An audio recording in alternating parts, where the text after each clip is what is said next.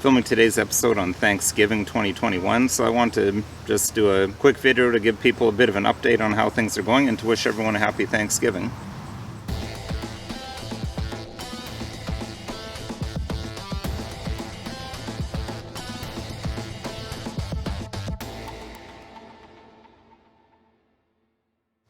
Hello, my name is Nicholas Wansbutter. I'm a criminal defense lawyer in Stratford, Ontario, Canada, and welcome to Don't Talk TV.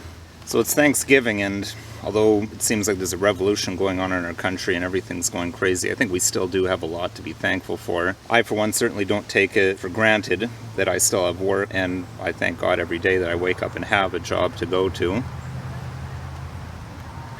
We don't live in Australia, which is really something to be thankful for, and really, I know a lot of people haven't been happy with Canadian police enforcing as much as they have, but really, they haven't done half of what Australian police have done. And I think, hearkening back to the lockdown last winter, early part of 2021, when the police in Ontario refused to do random stops when they're given that power, I think that shows that our police will only go so far, and that's definitely something to be thankful for. And I'm certainly very thankful for my family and thankful to all my viewers who've been continuing to watch. Thank you very much for all the support.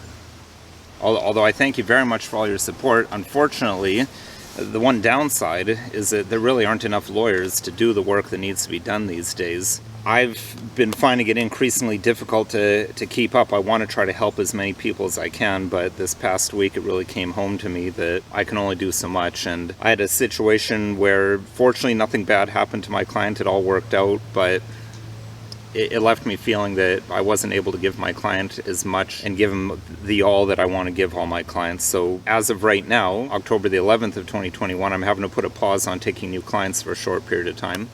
Now, unfortunately, I can't really do a video on Don't Talk TV these days without talking about some new crazy law. So everyone's aware of the recent press release made by Prime Minister Justin Trudeau and Deputy Prime Minister Chrystia Freeland, where they outlined the fact that federal employees are going to be required to receive COVID-19 vaccines in order to keep their jobs. And as of November the 30th, 2021, no one who does not have 2 COVID-19 vaccinations will be able to leave the country.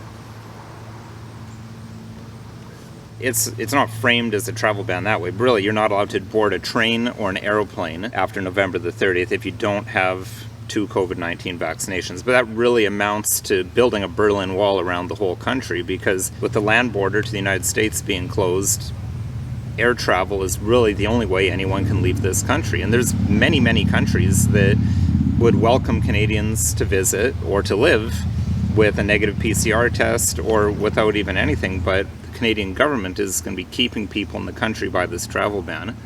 And I think it's pretty obvious why this is a huge problem. Section 6 of the Charter of Rights and Freedoms guarantees every Canadian citizen the right to enter, stay in, and leave Canada. So in my view, this travel ban is clearly breaching Section 6 of the Charter. Arguably, it breaches other sections as well. Section 15, equality, you've mentioned that a few times. Section 7, right to life, liberty, and security of the person. I mean, how do you have liberty if you're trapped inside of a country? And it's very troubling because, again, when we see in history, I mean, what other countries have prohibited their citizens from leaving the country? I mean, the Soviet Union is the first and foremost that comes to mind. Now, that's not to say that Canada is the Soviet Union, but I think it's still fair to notice the parallels and to have concerns over these things. If this was about health and safety, then why is testing and why is natural immunity not of any importance in this equation? These are going to have to be challenged in court. It's not going to happen quickly, unfortunately.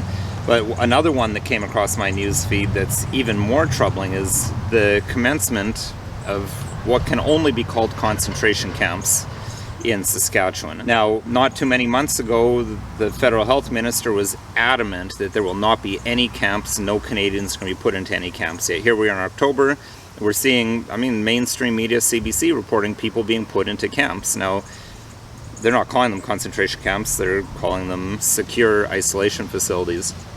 But it really is a concentration camp. I mean, it's concentrating people in a camp to keep them separate from the rest of society. For now, it's individuals who are tested positive for COVID-19 and either are unable to or refuse to self-isolate. I think the big problem, the thing that's worrying a lot of people, and that worries me as well, is what's the next step going to be? I mean, because again, we're in a scenario where the government was adamant, telling us absolutely no way will we put people into camps. Now they're doing it. And again, same government that said 2 weeks to flatten the curve. I knew that was a lie from the very beginning because the courts were closed for 10 weeks when everything else is closed for 2 weeks. So why would the courts close for 10 if it's only 2 weeks to flatten the curve? So when there's concerns about how far it's going to go, I mean, that makes this doubly concerning. I mean, are they going to start putting unvaccinated people into camps because they're a danger to society at some point?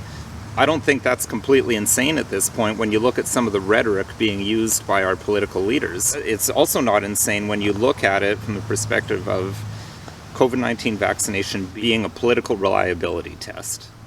Now, I think that's a legitimate claim to say that it's a political reliability test because, again, why is natural immunity not considered? Why is testing not an acceptable alternative? I mean, one would think that testing would be even better than a vaccination because then you know for sure, again, assuming these tests are as accurate as they say, you know for sure that the person's not a danger to anyone because they don't have COVID-19.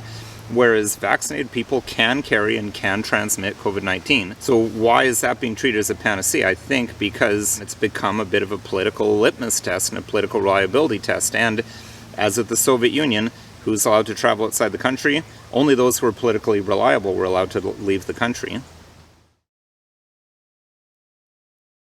So just going back to the camps, I think to look at them, they're hugely problematic, but they're not problematic for the mere fact of putting people who are potentially contagious into a quarantine area. I mean, we've had quarantine laws for centuries. You can see in a scenario, if someone's bringing the Black Death or Ebola into the country and they don't have anywhere they can stay, or they refuse to stay somewhere and they're trying to spread it, you can see how that would make sense. I think the problem is that intersection of the political aspect to this and the whole asymptomatic spreader thing. And so you're putting people who are healthy into camps now. And again, it's all in this context of 2 weeks to flatten the curve. And we're in, what, week 70-something, week 80-something of 2 weeks to flatten the curve. The other problem is when you have people who are totally unanswerable to anyone that are making these decisions of who goes into the camps, that's a big problem.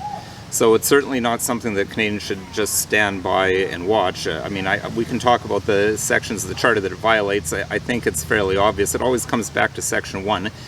Is this a legitimate detention? Is it a legitimate infringement on someone's right to life, liberty, and security of the person under that Section 1 test? And you can see I've done a video previously on that.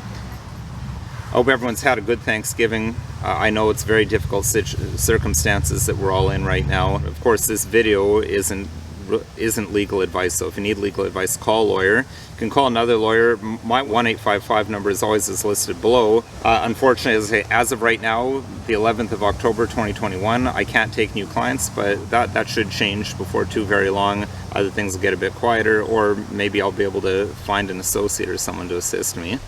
If there's any show topics you'd like to see me cover, please leave a comment in the comment section below or send an email to the email address listed below. And if you found this video at all interesting, helpful, or informative, please consider liking, sharing, and subscribing. And remember, if you're watching us on YouTube, also consider subscribing on Odyssey and Rumble.